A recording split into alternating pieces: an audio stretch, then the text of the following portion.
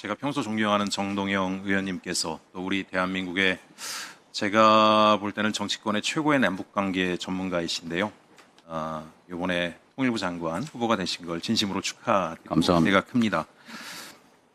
후보자께서 언론과 이런 이야기를 하신 걸 제가 봤습니다. 남북관계가 6년간 완전히 단절이 됐다. 또 일촉즉발의 위기 상황이다라고 말씀하셨어요. 저는 100% 깊이 공감을 하고 있습니다. 이런 상황들이 벌어지게 된 데는 윤석열 정권의 탓이 대단히 크다라고 생각하는데요. PPT 좀 띄워주시기 바랍니다. 다들 알고 계신 거지만 평양 무인기 사건과 관련된 것입니다. 내란 특검이 확보한 현역 장교의 녹취록에 의하면 윤석열 전 대통령의 지시라고 합니다. 결국 국지전을 유도하려고 했던 게 아닌가라고 하는 의혹까지 나오고 있는 상황인데요. 다음 장 열어주시고요. 김건희 의혹이 본격적으로 부각되는 시기에 10월, 11월 사이에만 5번 이상 들어온 이 길을 침투를 시켰습니다. 결국은 김건희 의혹 무마 및 개업 선포를 위한 명분으로서 활용한 것이 아닌가. 남북관계라고 하는 것을 정권에 대한 안위를 지키기 위한 그런 명분으로 활용한 게 아닌가라고 하는 우려가 드는데요. 제가 걱정하는 건 다음 장입니다. 통일부가 뭘 했느냐라고 하는 부분입니다. 2024년 12월 9일 날 당시 이제 구병상 통일부 대변인의 말은 대단히 이제 안타깝고 우려가 되는 내용입니다. 사실관계가 정확하지 않고 갑작스럽고 유난스러운 무인기 소동도 유사한 의도가 있는 것으로 한다. 결국은 북한이 스스로 내부 단속을 위해서 자작극을 벌였다라고 하는 취지의 이야기를 합니다. 다음 장 열어주시면 결국 평양 무인기 관련해서 통일부는 자세한 내용을 전혀 아는 바가 없다. 또 이와 관련해서 회의를 개최한 적도 없다라고 이야기를 하고 있습니다.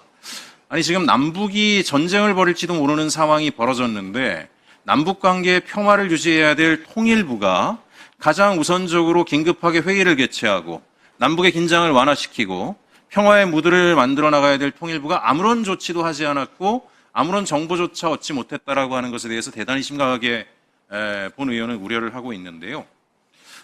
이 문제와 관련해서 이제 국민들은 대단히 불안해 하셨고, 다음 장 보시면, 당시에 주가도 하락하고 경제도 심각한 충격을 받은 바가 있습니다. 엄청난 사건이었습니다.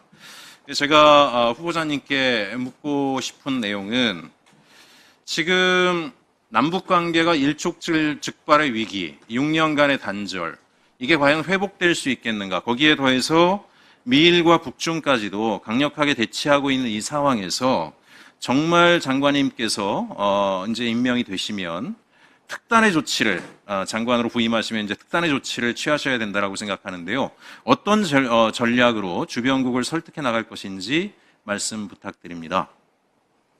네, 무인기 얘기를 하셨기 때문에 여기 짧게 하나 말씀드리고 가고 싶은데요. 제가 사실은 계엄 상황 내란 상황 속에서 민주당의 외환죄 조사단 단장이었습니다. 네. 그래서 이 내용에 대해서는 좀 제보와 정보들을 갖고 있었습니다. 그러니까 백령도에서 무인기를 10월 3일, 9일, 10일 날릴 때 중간 고급 장교로부터 제보가 있기를 이거는 VIP로부터 지시받은 거다.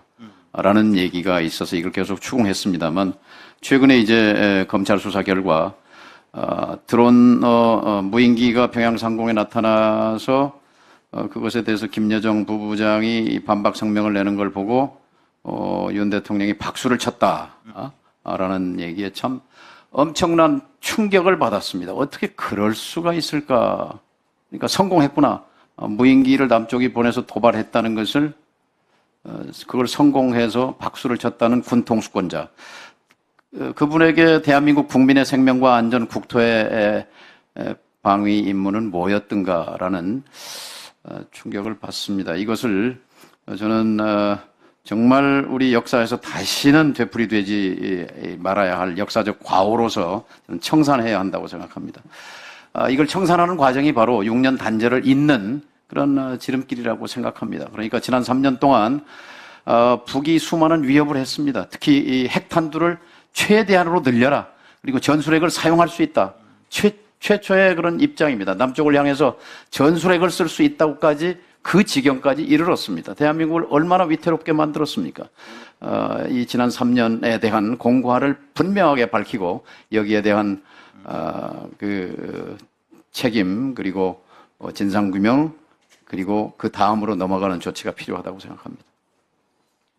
네, 아울러서 이제 장관께서 역할을 하실 때 제가 아까 말씀드린 것처럼 통일부가 직무유기를 했다라고 생각을 하고 있고요. 김영호 전 장관 등은 통일부 장관으로서의 자기 역할들을 충실하게 하지 못했다라고 생각을 합니다.